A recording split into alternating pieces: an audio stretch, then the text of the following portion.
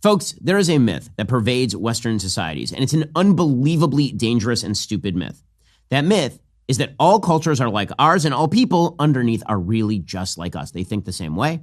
They want the same things. And all it requires is a little bit of kindness and education for everyone to blossom into a good Westerner. That is a lie. And it is a really dangerous lie, because when you grant that credibility to people who actively want a different thing, who actively foment evil, who teach their children evil, when you say, well, they don't really want evil, they're not really evil, they don't believe evil things, really it's just about us not being nice enough, what you end up doing is surrendering to the evil. And that is the story of the Palestinian nationalist cause for the last 80 years. The Palestinian nationalist cause is based on an evil supposition, which is the destruction of the state of Israel. That is what it is about. It's about the extirpation of the Jews and the destruction of the state of Israel. How do we know this? Well, because the call for a Palestinian state ended originally with the creation of one in Jordan. The original territory of Israel was supposed to include both Jordan and Israel, and then under the British mandate, it was sliced off, Jordan, and was made into a Palestinian state for the Arabs. And then, under a variety of negotiations and white papers from the British, the supposition was that the West Bank and the Gaza Strip would eventually become an Arab state in the partition plan of 1947. That was then rejected by the Arabs. The Arabs said there can be no Jewish state here under any circumstances at all.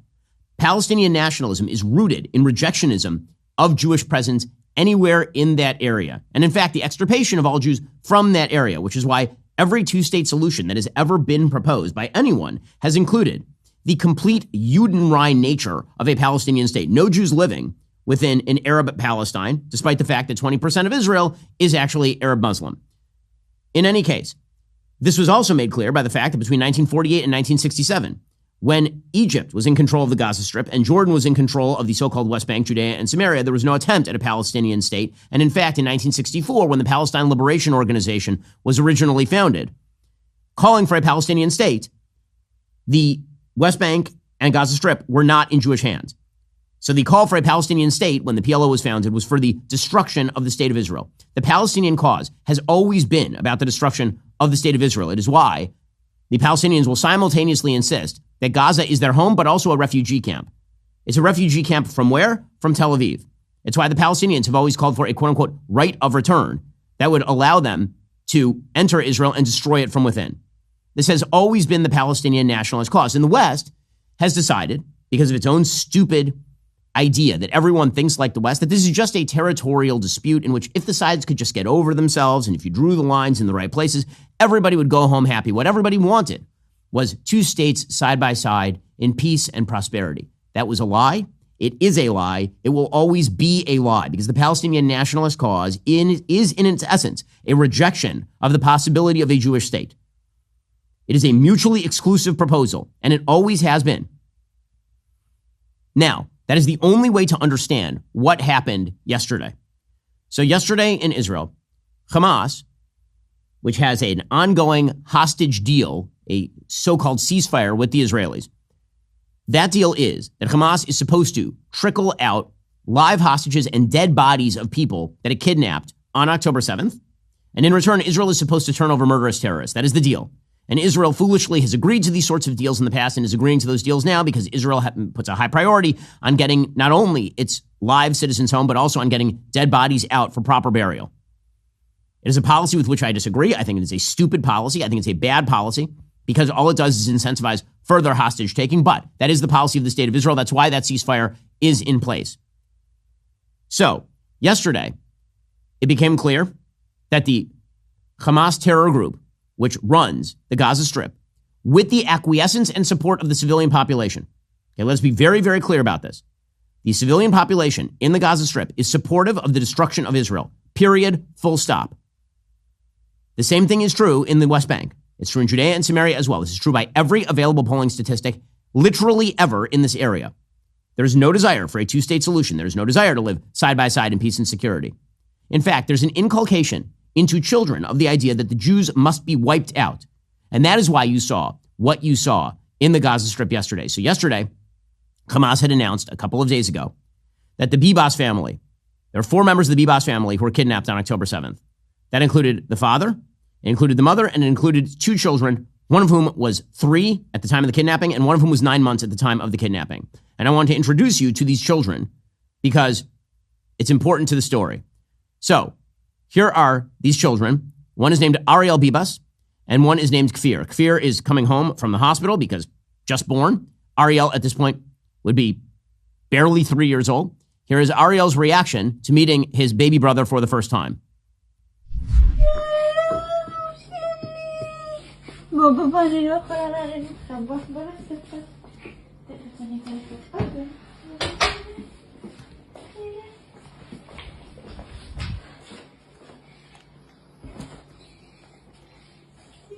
For those who can't see, is a small child approaching a baby and smiling big. This is a baby brother hugging the baby.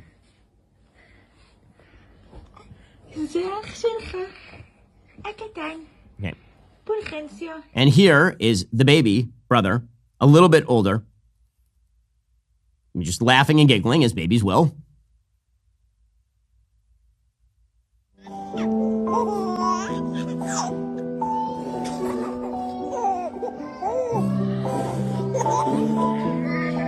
On October 7th, this baby and his slightly older toddler brother were taken along with the mother, Shiri Bibas, into kidnapped captivity, not by Hamas, by Gazan civilians.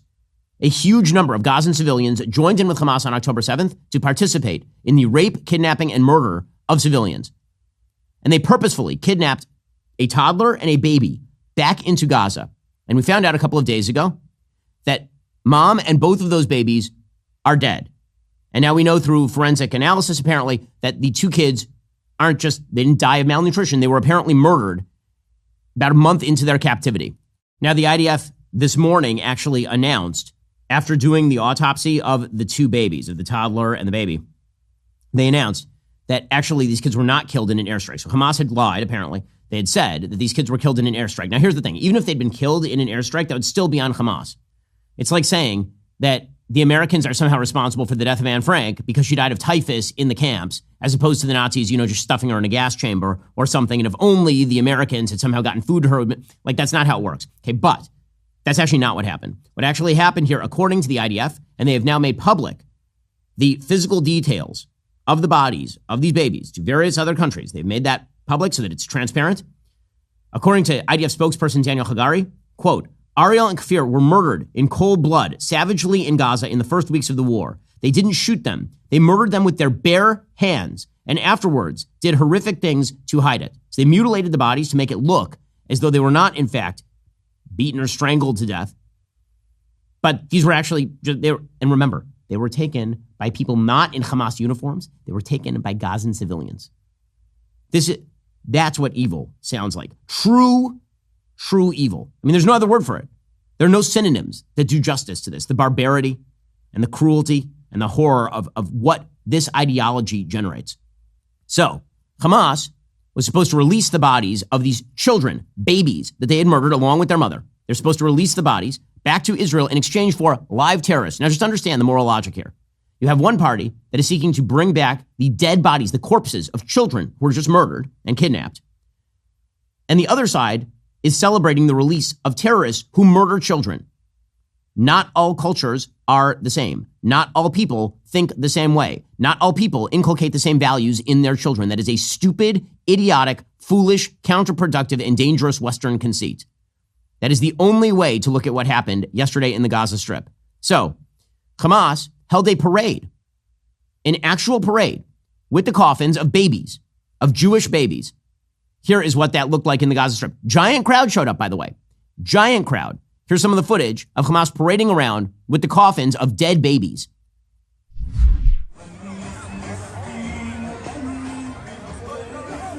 With the music playing, celebratory music.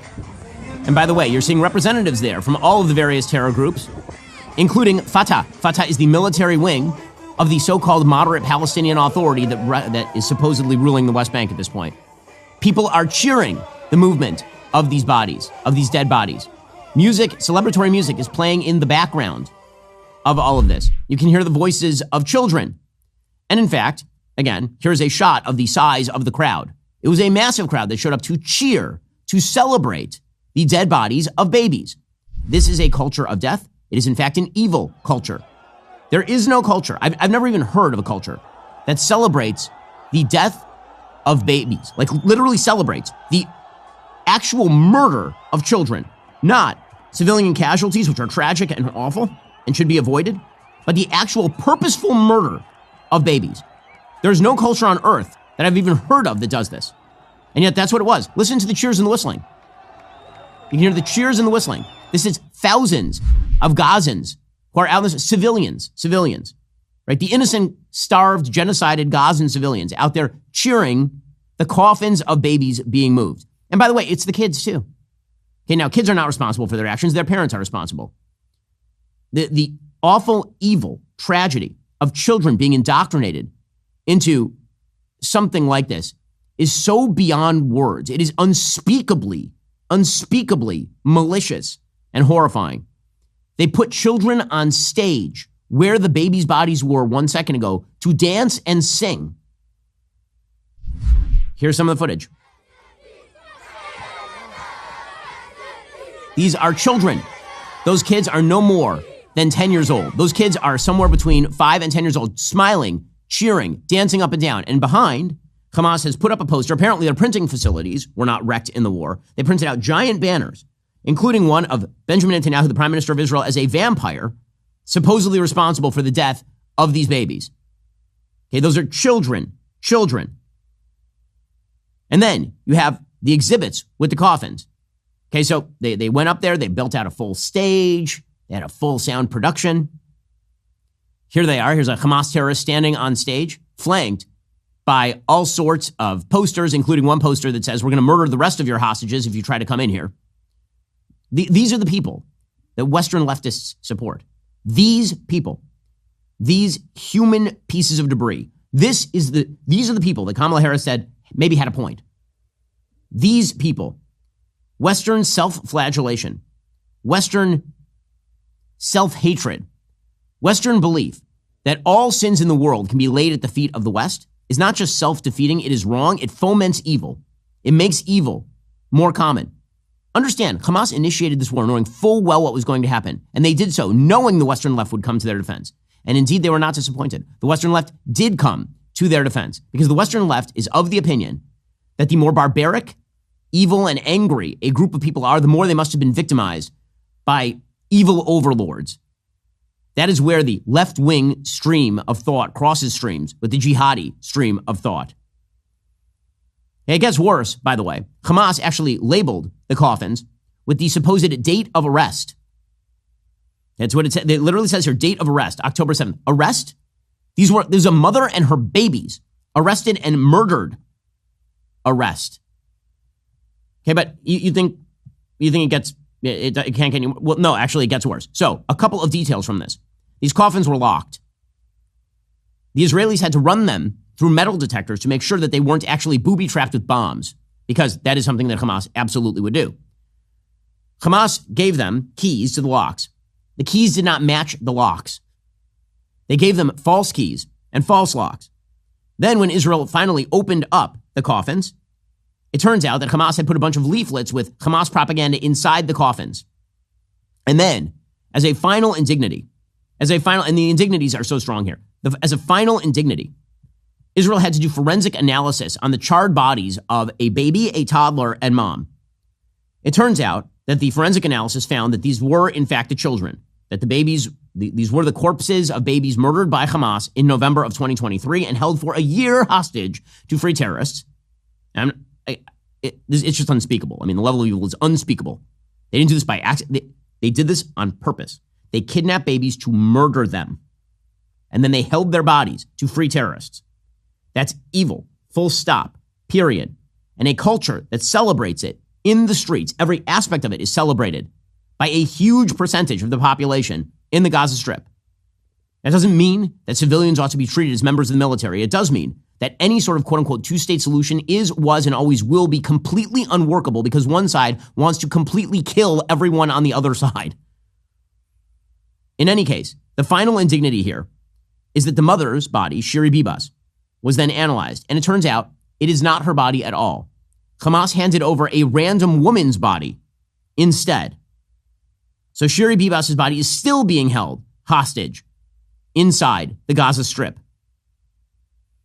Prime Minister Netanyahu said the cruelty of the Hamas monsters knows no bounds. Not only did they kidnap the father, Yarden Bibas, who, by the way, was never told what happened to his family. He was never told what happened to his family. He only found out that his family was dead after he was released from captivity. His entire family slaughtered when he was released from captivity. Not only did they kidnap the father, Yarden Bibas, the young mother, Shiri, and their two small babies, in an unspeakably cynical manner, they did not return Shiri to her little children, the little angels. They put the body of a Gazan woman in a coffin. Hamas said that they would examine the claims very seriously and would announce the results clearly.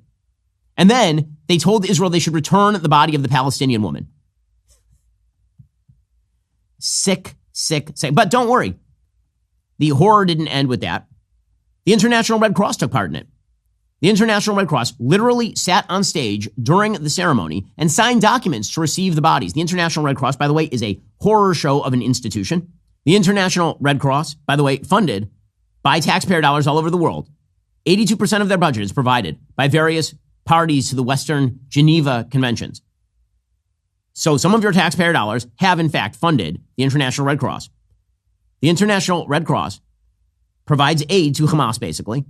They visited the hostages 0 times. And of course, this is all part and parcel of the International Red Cross's horrible record over the course of decades, dating all the way back to World War II, when they were being shuttled around to Theresienstadt during the Holocaust, and then vowing that the Nazis were treating people half decently. As this was happening, there were 5 buses yesterday that were loaded with bombs in Israel. 3 of them blew up in the area of Bat Yam, which is near Tel Aviv. The initial assessment from the security establishment is that the plan for the attack came from Iran and was carried out by Hamas terrorists from the West Bank, from Judea and Samaria. So remember, Hamas is not just in the Gaza Strip. Hamas is also in Judea and Samaria, and they're quite powerful in Judea and Samaria. So apparently, Hamas loaded, as best we know, 5 different bombs onto 5 different buses, and it is only through the grace of God that this did not kill hundreds of people. One of the bombs on the bus was identified by one of the women on the bus, and she told the driver, there's something on this bus, we need to get off. They got off, the bus blew up. 2 other buses then blew up. Apparently, that is because the terrorists were stupid enough to mistime the bombs. They put analog clocks on there, and instead of setting it for 10 a.m. during rush hour, they set it for 10 p.m. And so they blew up in a parking lot without anybody aboard, which is a miracle. Israel then stopped every bus in the country and searched all of the various buses. There's speculation that this was supposed to be the leadoff for another October 7th style attack, because Hamas, knowing exactly what was going to happen after they had a celebratory event surrounding the murder of babies, knowing that the war is going to restart in the Gaza Strip, wanted another October 7th style event from the West Bank. The goal there would be, presumably, to set off bombs simultaneously around Israel, draw troops to those areas, and then breach fences between the Arab areas of Judea and Samaria and the Jewish areas, and then start to rush into various Jewish villages and do another October 7th, this time from the Judea and Samaria area. Again, it's only through the grace of God that was thwarted, because the Shin Bet, which is Israel's domestic security service, completely failed. Apparently explosives, this Jerusalem Post, weighing 4 to 5 kilograms were found, intending to explode on Friday morning in order to kill hundreds of civilians. And again, a Hamas West Bank battalion appeared to claim responsibility for the mass bus bombings. So, what are we to make of all this? Well, the first thing we're to make of all this is that Donald Trump is absolutely right. The time to unleash hell is long past. It is long past. President Trump acknowledges realities on the ground better than any politician I have seen. He recognizes that this 2-state solution nonsense is precisely that. It is nonsense. It is rooted in wishful thinking. It is not rooted in reality. When President Trump suggests that Gaza be cleared of its population and people be allowed to go elsewhere, and that the place actually turn into a place of investment and decency, that is the only decent solution that I have heard to this entire situation for literally decades. When it comes to the so-called West Bank, Judea and Samaria, and I always say so-called West Bank because that is not the proper name of this area. Judea and Samaria are the historic names for this area. The reason that the Jews are called Jews is because they spring from, wait for it, Judea. Right? That is the biblical heartland of Israel. Pretty much every place mentioned in the Bible is in the so-called West Bank, Judea and Samaria. It is called the West Bank because it is the west bank of the Jordan River. It was called the West Bank, this particular area, when it was under Jordanian control from 1948 to 1967. Israel should annex all of it. Israel should say there will be no Palestinian state. There can be domestic home rule in some of these areas for purposes of picking up trash and collecting taxes. Anybody associated with terrorism will be expelled or jailed.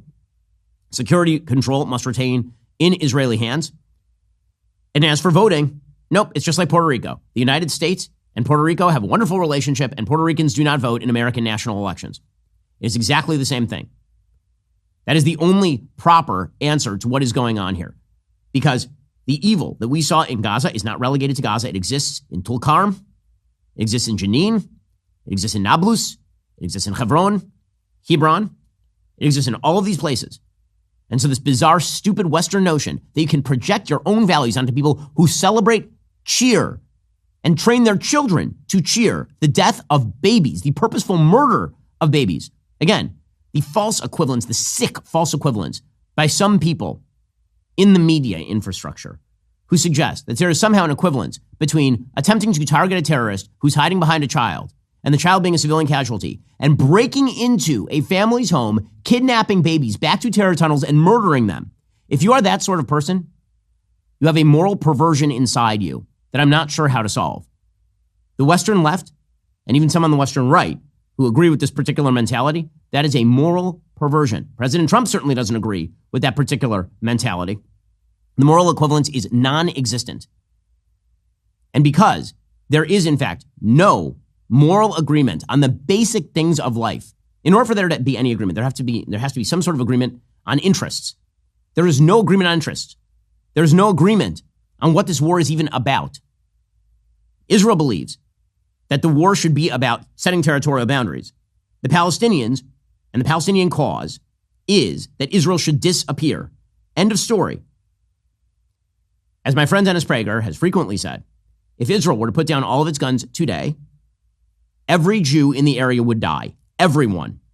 That was proved on October 7th. It's proved every single day. And if the Palestinians had put down their guns 30 years ago, they'd have a state.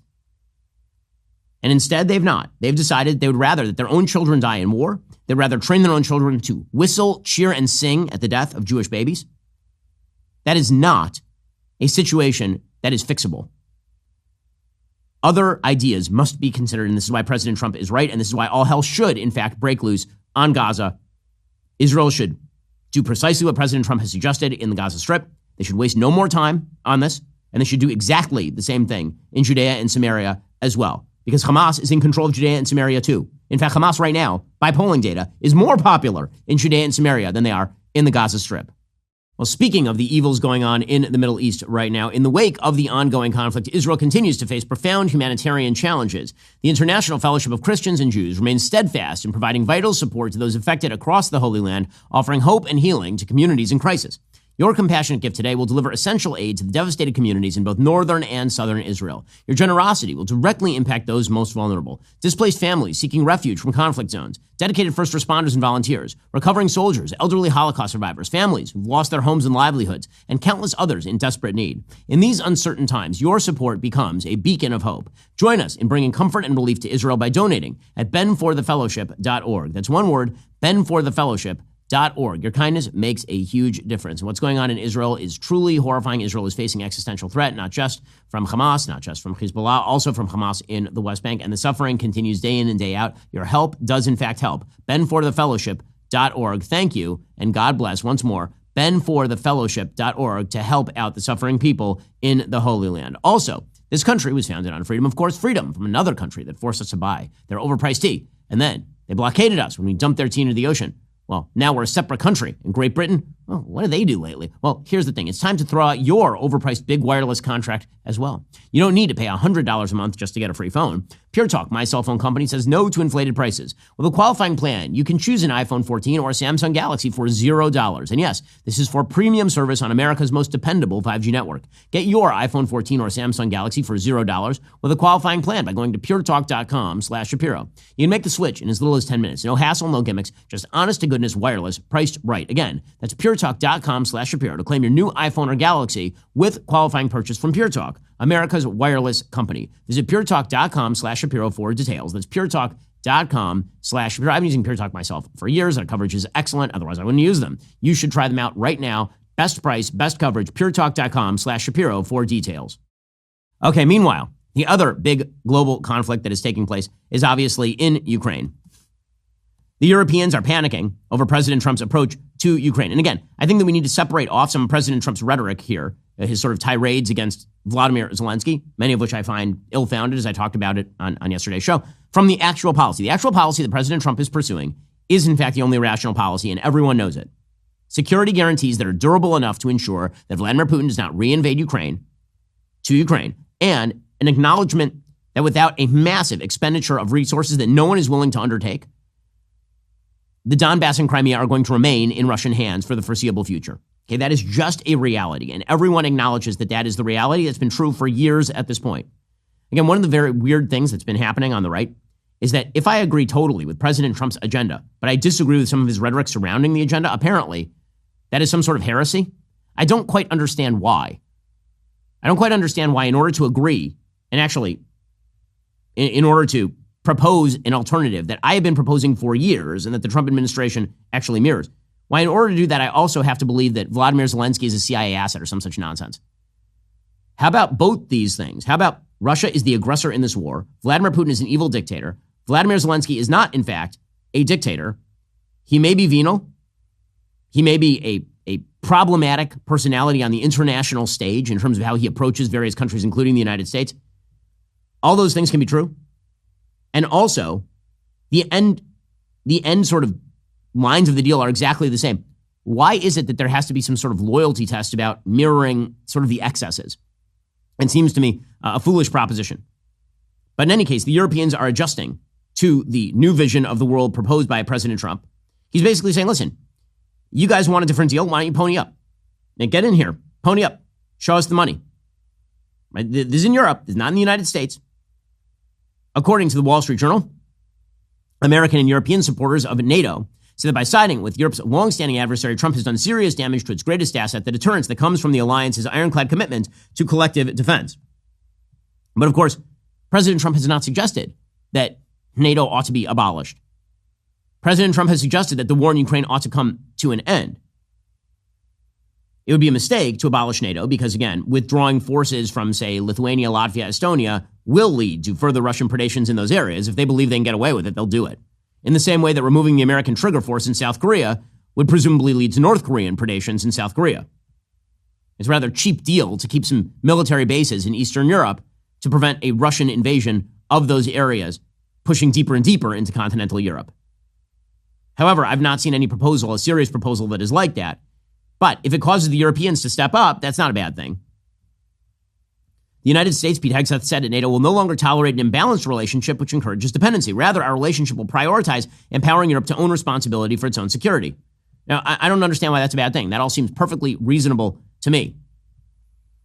And some of the messaging that's coming out of the Trump administration, in fact, is not the sort of radical Russia is right messaging that is being mirrored on X. So, for example, Scott Bessent, the Treasury Secretary, was asked about sanctions on Russia. And he said, listen, we can ratchet them up, we can ratchet them down, we haven't decided yet. You mentioned sanctions. So do you have both on the table ready to go, a sanctions ramp up or wind down on Russia, depending how these talks go? I think that'd be a very good characterization. Okay, so again, a lot of options are still on the table, but the foreign policy freakout is happening. There's a piece in the Wall Street Journal that kind of is fascinating about this because it talks up a failed foreign policy while talking down Trump's foreign policy. Quote, since the end of World War II, the American-led system of alliances has bolstered U.S. power, most foreign policy experts say. By vowing to defend allies in Europe, the Middle East, and Asia, the United States, more than any other country, took on the role of global guarantor of free trade and stability, a mission that included countering first the Soviet Union and more recently China. Trump has a different take. Allies take more than they give. Instead of relying on the U.S. military and its nuclear umbrella for their security, other countries should spend more on their militaries while providing economic incentives to stay in America's good graces. Trump's is a far more transactional win-lose vision of foreign policy. Well, I mean, I don't see why that is cutting out the best parts of the prior foreign policy, meaning if our allies contribute to their own security and strengthen their own war-making capacity, that means we have to pay less and we achieve the same end. Trump is not saying that China should overrun the Far East. He's saying Taiwan should arm itself and we should help them arm themselves. He's not saying that Europe should surrender to Vladimir Putin. He's saying Europe should stop free riding on our coattails. That all makes perfect sense to me. Victoria Coates, Vice President for National Security and Foreign Policy at the Heritage Foundation, said, quote, It's not that President Trump is abandoning the post-World War II order. It's that we're no longer in the post-World War II era. We have to accept the geopolitical landscape has shifted. So, I mean, that's clearly true. Like, why can't Europe afford to spend more of its own money on defense? Why are we paying for all of its defense in the face of a reality, which is that Europe as a combined entity is significantly more powerful than, for example, Russia? The Russian GDP last year was about $2 trillion. The EU's GDP in 2024 was about $17 trillion. So I'm confused as to why precisely the EU and NATO countries can't pony up more in order to defend their own collective security. Like, why do we have to pay the bill? That is Trump's actual proposal here. Now, as far as the Vladimir Zelensky of it and President Trump's sort of statements about Zelensky, again, some of this is personal. Some of this is that Zelensky has made an awful lot of boo-boos when it comes to offending President Trump preemptively. This is a point that Mike Waltz, the National Security Advisor, was making yesterday. With President Zelensky is that you've heard is multifold. One, there needs to be a deep appreciation for what the American people, what the American taxpayer, what President Trump did in his first term, and what we've done since. So some of the rhetoric coming out of Kyiv, frankly, and insults to President Trump were unacceptable, number one. Number two, our own Secretary of Treasury personally made the trip to offer the Ukrainians what can only be described as a historic opportunity. That is for America to co-invest with Ukraine in their minerals, in their resources, to truly grow the pie. So again, the Trump administration is trying to actually cut a deal with Ukraine in which the United States invests in Ukraine. Now, Ukraine might not like the terms of those deals, but if that's the case, then they should make a deal with Europe. And nothing Trump is doing here is actually crazy in terms of actual policy. And so all of the rhetorical flourishes and excesses aside, the actual policy being pursued is significantly more real world than anything Joe Biden was pursuing in the first place, which is this sort of bizarre wish casting in which there was no end of the war and we were going to eternally fund it, which again made no sense on any level whatsoever. Well, the truth is that all over the world and domestically, your dollars are generally not safe. During tax season, your sensitive information travels through countless hands and systems, from payroll to tax preparers to data centers, before ever reaching the IRS.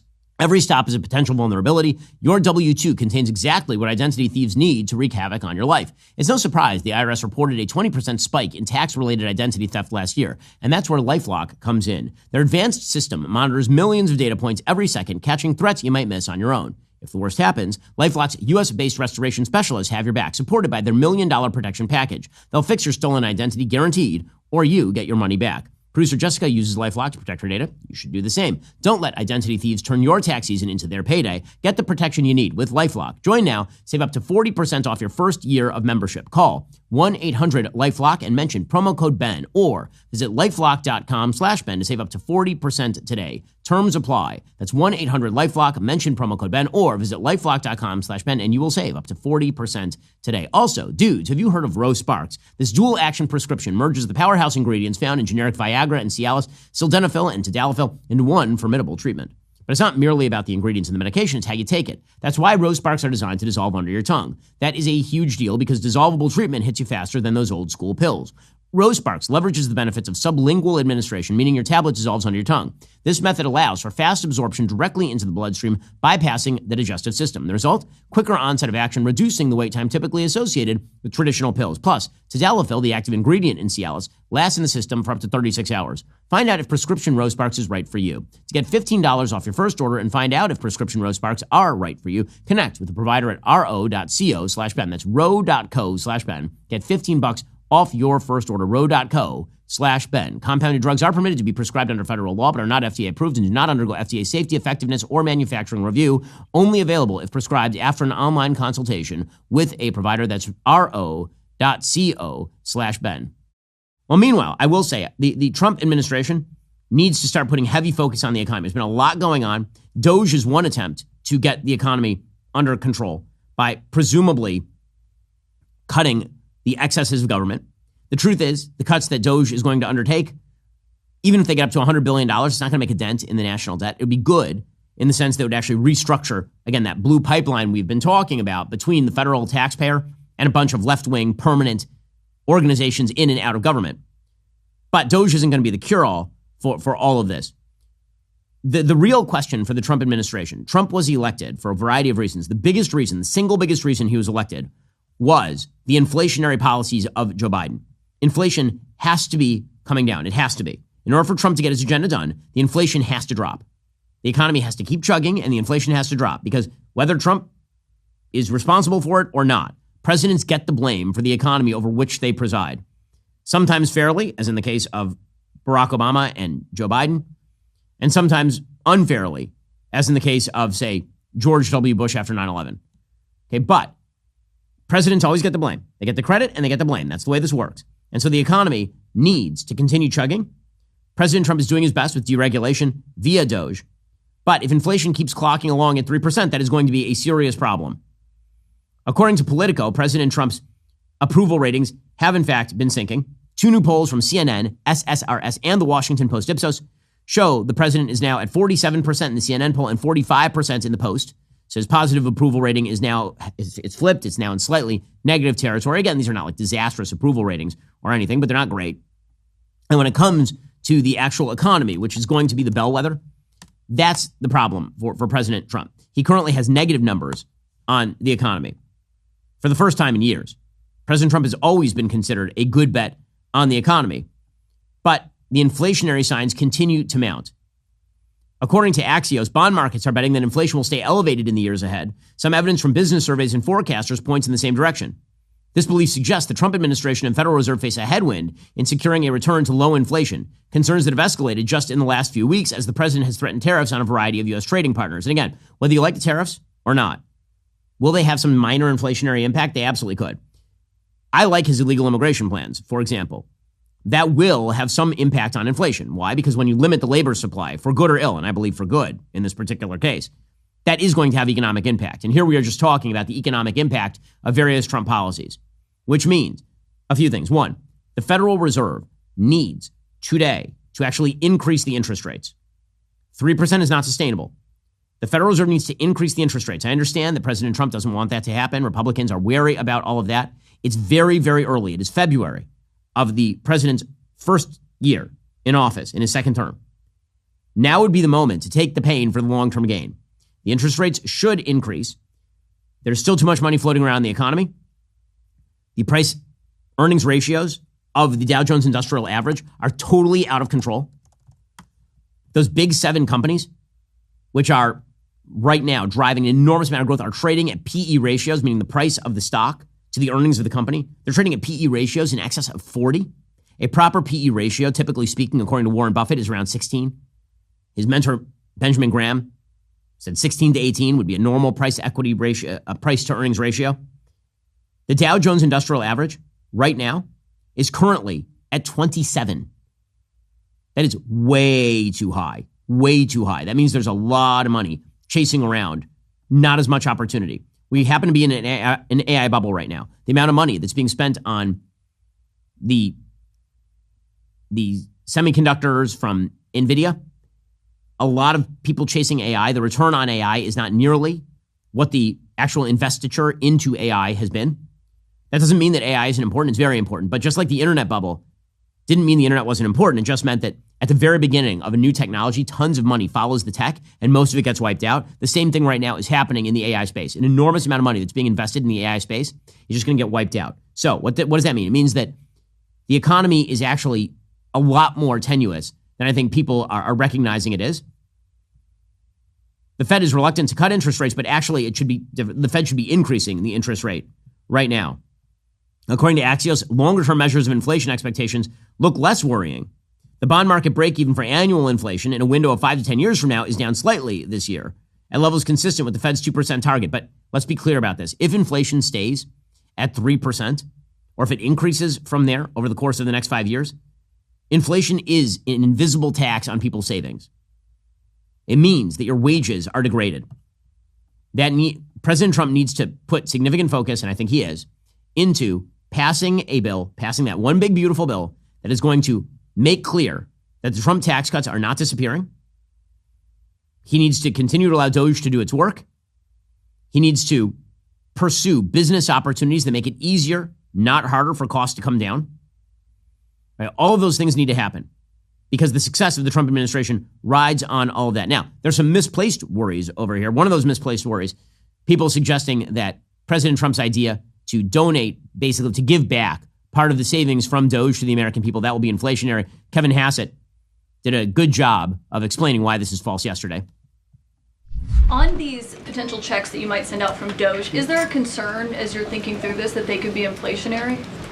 Oh, absolutely not, because imagine if we don't spend government money and we give it back to people, then if they spend it all, then you're even. But they're probably going to save a lot of it, in which case you're reducing inflation. Okay, so and also, when the government spends a lot, that's what creates inflation. We learned that from Joe Biden. And so if we reduce government spending, then that's reduces inflation. And if you give people money, then they're going to save a bunch of it. And when they save it, then that also reduces demand and reduces inflation. Okay, so, again, he is correct about that. You're basically taking money that is already being spent by the government and you're putting it back in the American people's pocket. That's not what inflation is. That doesn't inflate the prices. Government spends all of that money. That money being spent in the private sector is actually significantly more efficient.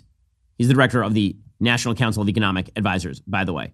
Well, meanwhile, President Trump is trying to negotiate a budget bill. The House version is one big, beautiful bill. The Senate, led by Senator John Thune, has been proposing the possibility of two separate bills, one that would basically do a bunch of border security and ancillary measures, and one that would be the tax bill. The problem, of course, with that proposal is that it is very difficult under reconciliation rules to get two of those bills through a single Congress. It hasn't happened any time in the recent past. I suppose the idea is that it'll be easier to get the budget bill through as an immigration matter, and then the tax bill can be taken up, and at that point you'll get a cleaner tax bill.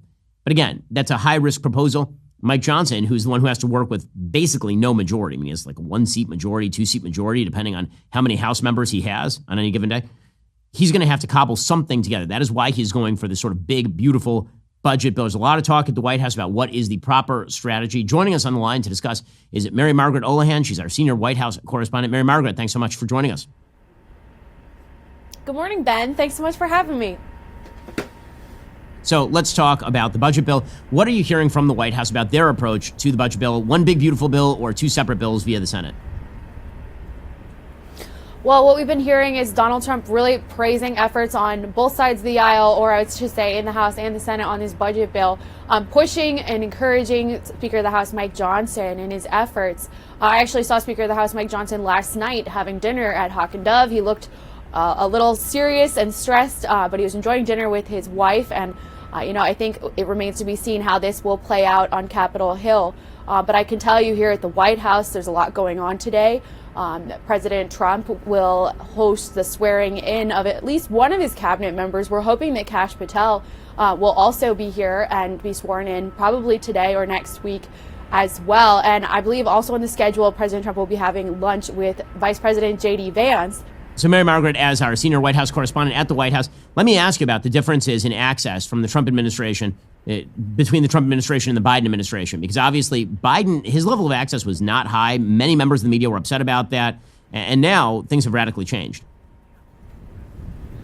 They have radically changed. In fact, White House Press Secretary Caroline Leavitt was just speaking about this yesterday. I believe in Trump's first week, he took 12 times the amount of questions as Biden did in his first week. And the White House is, of course, keeping tabs on this because they're really interested to see. But, just speaking with people who have covered the Biden administration and were in the White House during the last administration, I've spoken to multiple conservative reporters who told me that they were not able to get any questions into the president or into the White House press secretary under the last administration, whereas we've had press briefings multiple times a week. The pool has access to President Trump on his plane, in the Oval Office, after press conferences, in the East Room.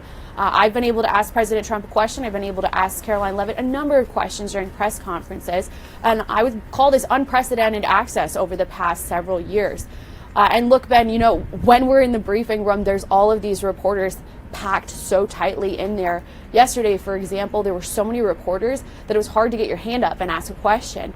I'm fighting for my life in there as these reporters try and stand in front of me when I get there 2 hours early to represent the Daily Wire. So all these reporters are eager to cover Trump, and we know, of course, that covering Trump is good for their views, it's good for their networks, and there's a lot more interest than in the last administration. No, Mary Margaret is the person on the ground asking those questions. Really appreciate the time, Mary Margaret, and we'll check back in with you. Thanks, Ben. So, again, these are very important things. I mean, there's a lot of important stuff going on inside the Trump administration. Kash Patel yesterday was confirmed. That's excellent.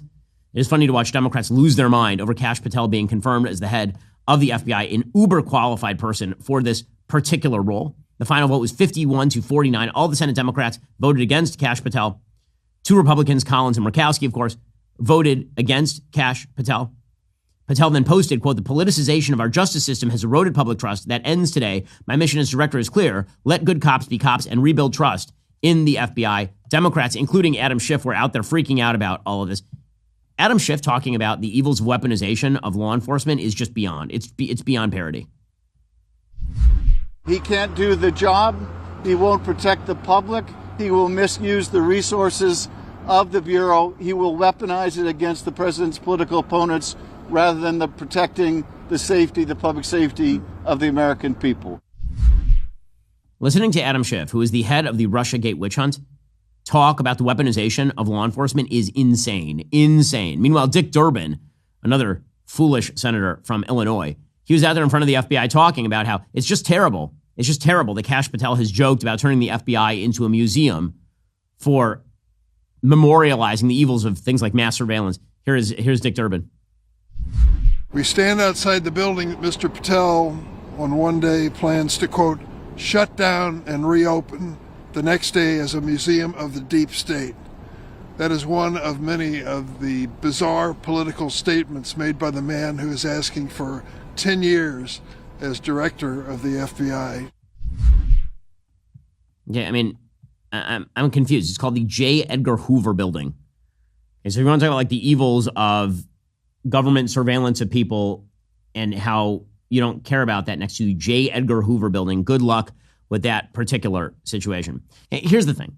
A lot of very serious things are going on.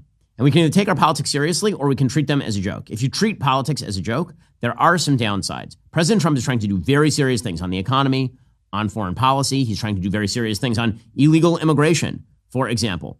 Right? All these things are very serious things. And it seems to me that we should treat our politics seriously since it has incredibly serious consequences. This is why I'm slightly annoyed by some of the response to Mitch McConnell announcing that he's not going to seek re-election. So McConnell, of course, should not. He is 83 years old at this point, and he's had a couple of health lapses over the course of the last several years. The sort of bizarre celebration from the right in the retirement of Mitch McConnell, the single most effective Senate majority leader in modern American history, is beyond recognition for me. I don't understand it.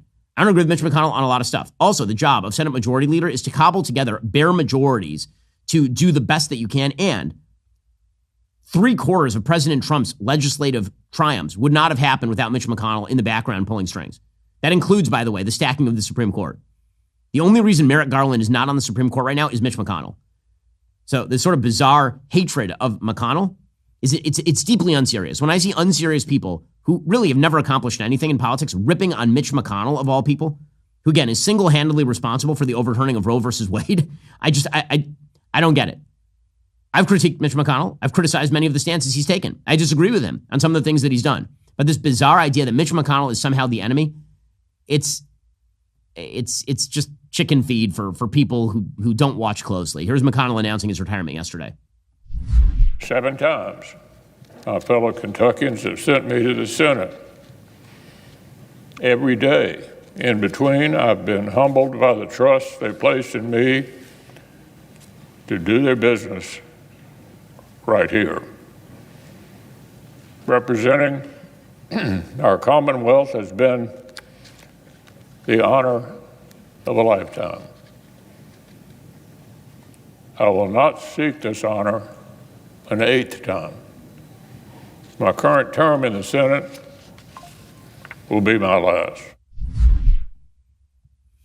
Okay, so again, a lot of problems with Mitch McConnell.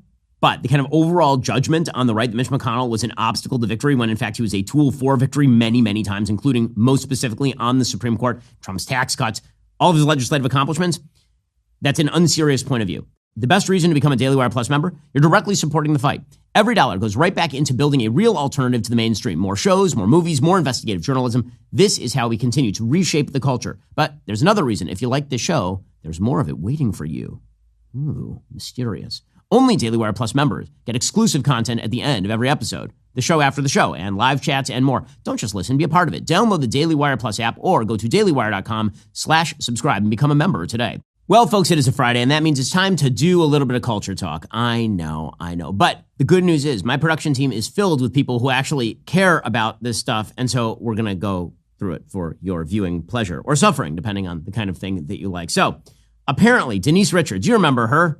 Maybe you don't. She was in a Bond movie at one point. She's in Wild Things with Neve Campbell and all the rest of that crew, Matt Dillon. And now she has a reality show with her kids called Wild Things.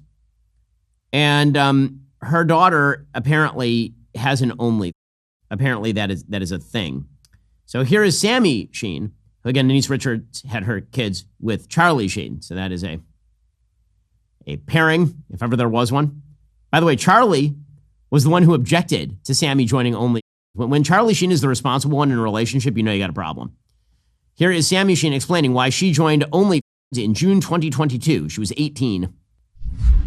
I think what made me start an OnlyFans in the beginning is because I really wanted to get an apartment, and I knew that working at the candy shop I was working at wasn't going to cut it. So I went to the next best thing and made an OnlyFans. It opened so many doors for me, and I've met really cool people doing it, and it's been really nice and rewarding being my own boss and making my own hours and being able to do the things I've always wanted to do. This is so sad. I'm sorry, that's so sad. She's met some really good people. Really? Is those are the people you meet when you are stripping for money on Only? That's also, by the way, she is the daughter of Charlie Sheen and Denise Richards. I assume that there is some money available to help pay for the apartment. Like this was your best job opportunity available, was stripping or working at the candy store. Those were the two big job opportunities. Well, never you fear. Denise decided that after watching the success of her daughter, she too would join Only because the family that strips together stays together.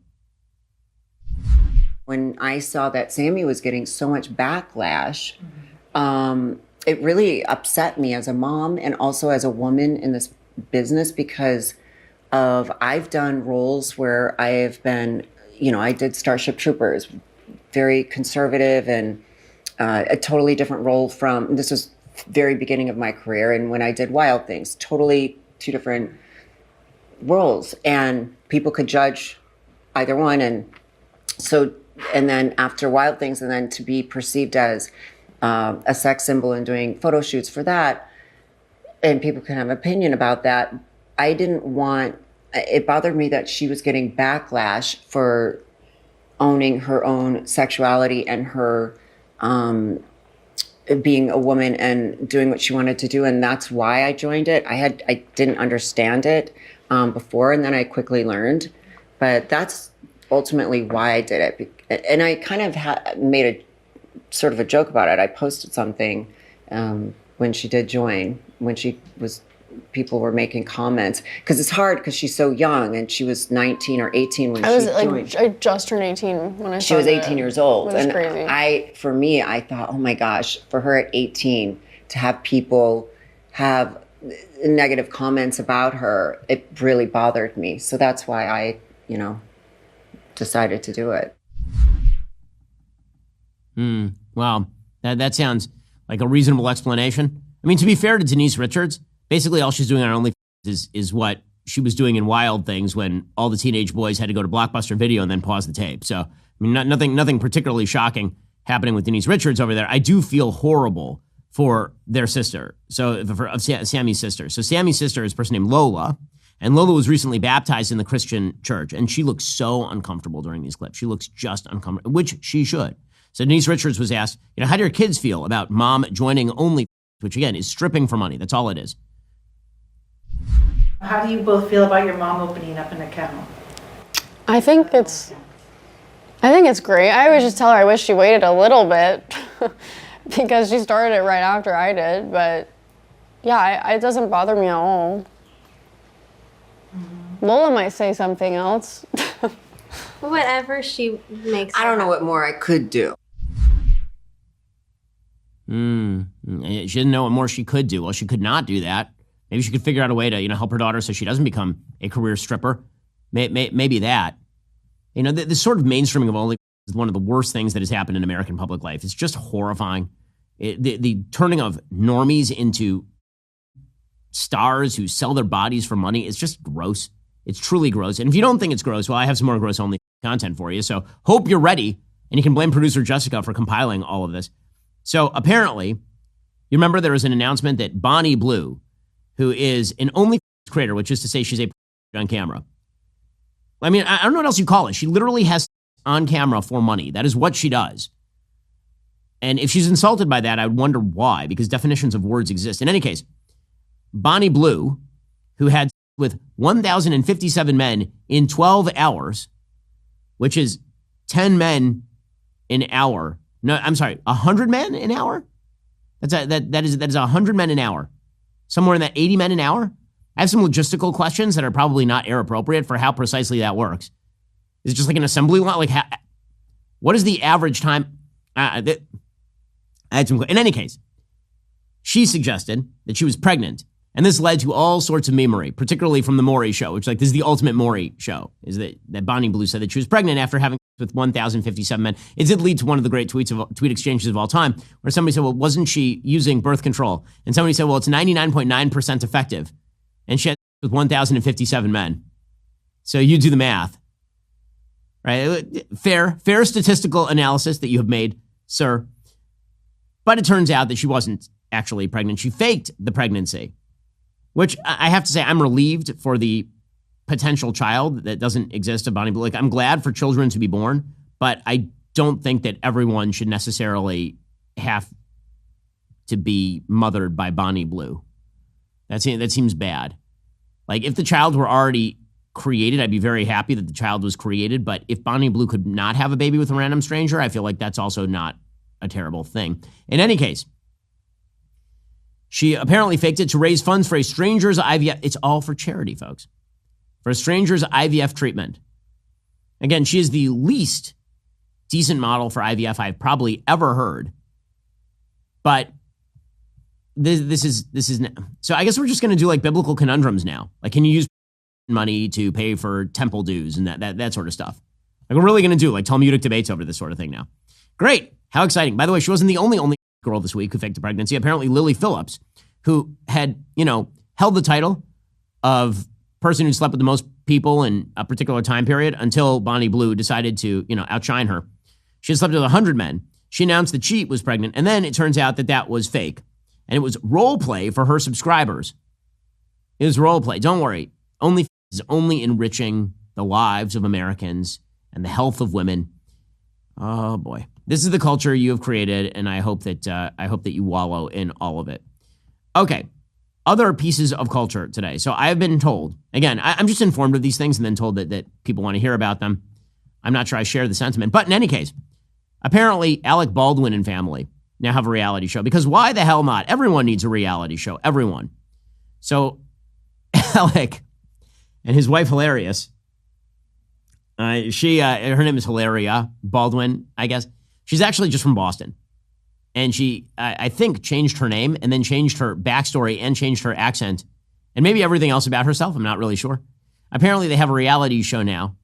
I don't know where they shot the reality show. I know where Alec Baldwin typically does his shootings, but I'm not sure where in any case, we have a bit of the trailer for The Baldwins, which is a thing that is happening in all of our lives. Here we go. 7 children, 6 animals, 2 parents. A wild family. Why are we eating chocolate? Get off your phone. Okay. Don't be in that pool. Gross. What's the matter? Happy face. A son lost his mom in the most unthinkable tragedy. This is never something to forget, and we're trying to parent through it. When the world is getting sad music. Honestly, wait, he shot somebody. Why is this about him? I don't know where I'd be if I didn't have you and these kids. I will leave you. It's okay, just ignore him. And then the music turns inspiring. Moments, but we found our foundation. She says you should look like this. 1989. We're solid and we're here together. I will lift you up. Wow, that sounds meaningful. That sounds great. Also, remember when TLC was the Learning Channel? I remember that. And now it's just random celebrity family who maybe somebody shot somebody. So that's great. By the way, again, Hilaria Baldwin is in fact one of the most hilarious people in possible human history. Flashback clip. Here is Hilaria Baldwin and her widely variant accents.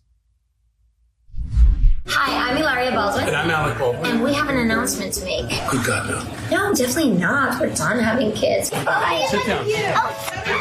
This is about our show. When I was growing up, and in this country, I would use the name Hillary, and in Spain, I would use the name Ilaria. And my family, like my parents, they call me Ilaria. My whole family call me Ilaria. And it was something that was always kind of like I see other people do it, and it always kind of bothered me that like neither name sounded good. She went by Hillary, her original name, until 2009. That's when she started using the name Ilaria and started dropping the Spanish accent. Her original name is Hillary Lynn Hayward Thomas. In other words, the whitest name that has ever been whited. And so that's all great. Glad everyone needs a reality show. That's exciting. Speaking of reality shows, in just a moment, we're going to get to our 51st state because tragedy occurred last night in a hockey game between the United States and our arch enemy, the Canadians. We'll get to that.